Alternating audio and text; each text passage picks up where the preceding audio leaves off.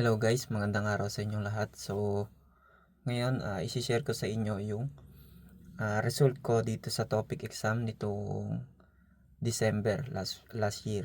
Okay? So, hindi ko siya ngayon late ko lang siyang i-share sa inyo kasi nga nung una iniisip ko baka kasi magkaroon ng problema.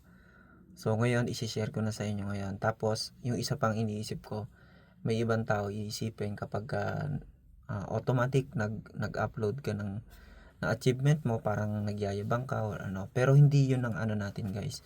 Hindi yun yung main point ko kung bakit ko sinishare sa inyo to ngayon.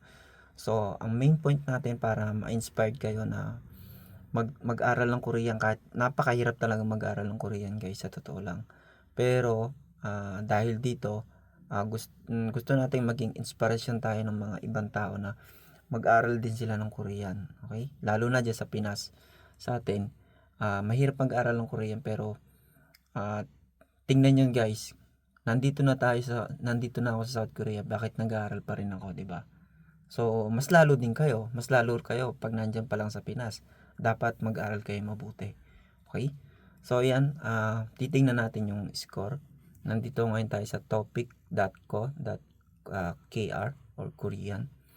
So, dito natin makikita yung score ko. Ayan. So, ayun yung pangalan ko guys, Anthony. May account ako, may ID. So, dito, Jobsu. Ayan. So, ito yung result guys. Topic. Yan. Topic 1. Itong J103. Ito yung examination number. And then, ito yung name ko.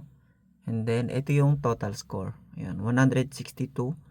Ang Pyongyang niya or average is 81%. 81. So, Igup. Topic 1 Igup, Hapkyok. Ibig sabihin guys niyan ay nakapasa. Okay? Kapag ayan, ito yung may validation date niya or yung taon niya. 2 years yan guys. Dito natin makikita yung kabuuan niya, yung certificate. Pag kinlik natin. Ayan. So, yan guys yung topic exam result natin sa dito sa South Korea. Sa Bucheon yan guys. Sa Bucheon. Ayan. So, 162. So, okay na yan guys. Ang expected ko nga dyan, 160 to 180. Yung ina-expect ko talaga. Hanggang dyan lang yung kaya ko na ipasa. That time guys, medyo puyat tayo nung nag-exam niyan kasi nag-charge pa tayo, pero awat tulong nakapasa naman tayo. Makapasa lang tayo, masaya na tayo guys.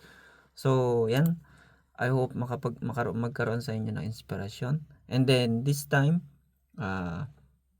yan, dito naman ako ngayon nag-aaral sa KIP. Okay, para updated din yung mga followers natin. So sa ngayon, ito ayun yung account ko. And then ito yung main page ko. Ayan. So, nag-start ako ng 0 level. Okay? Nag-start ako ng 0 level. Bakit ka nag-start ng 0 level? Kasi, gusto kong